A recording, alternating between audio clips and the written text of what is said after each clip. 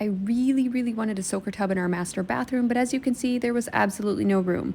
Watch and see how we decided to renovate our entire bathroom just to fit a soaker tub.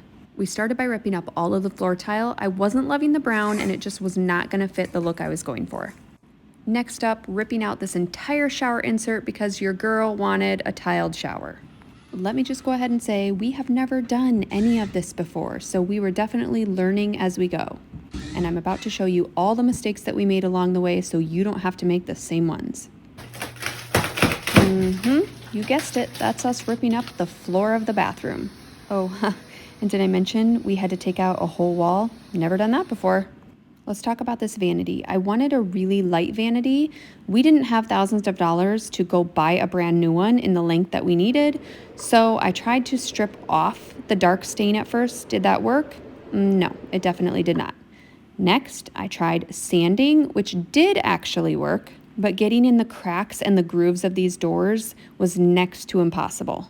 I ended up just purchasing new doors and drawer fronts. But what about the base of the vanity, you might ask? Let me show you how I solved that problem. I actually grabbed some 1/4-inch white oak plywood. You guessed it, I ripped it down to size and I attached it to the front of my current vanity. No one would ever know. I filled all the seams and nail holes and it looks like a brand spanking new vanity. Moving on to the tiled shower. Never in my entire life have I tiled a shower before, so this was definitely a learning curve. We ended up just purchasing a ready-to-tile shower pan so we could just tile right over the top of it.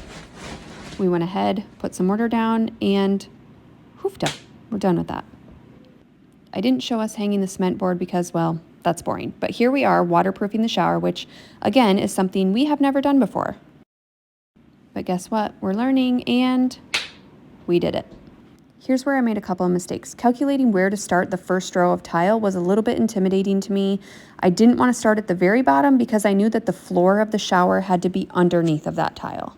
And adding the trim where the tile meets the wall was an afterthought that we had to go back and fix too. The shower really started to look more complete and more put together once I got the grouting done. But I can't quite show you until I told you about the mistake that I made when we did the floor. Long story short, I used too much mortar and too big of a trowel. But I didn't realize that until I started grouting. I just spent the last hour using this to scrape mortar and grout out of every single crack and crevice. It's okay, I finally got it figured out and it looks amazing now. Let's move on to something else. As you can see, I put 3 rows of tile behind the sink as a backsplash and then put up my favorite vertical shiplap. As you can see, I didn't quite tackle the floor myself. Could I have? Probably, but I was a little bit nervous using the hex tile. So I recruited some help from my brother-in-law.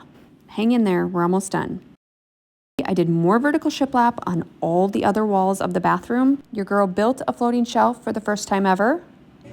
And that's right, I painted the ceiling black. Okay, enough about how we did it.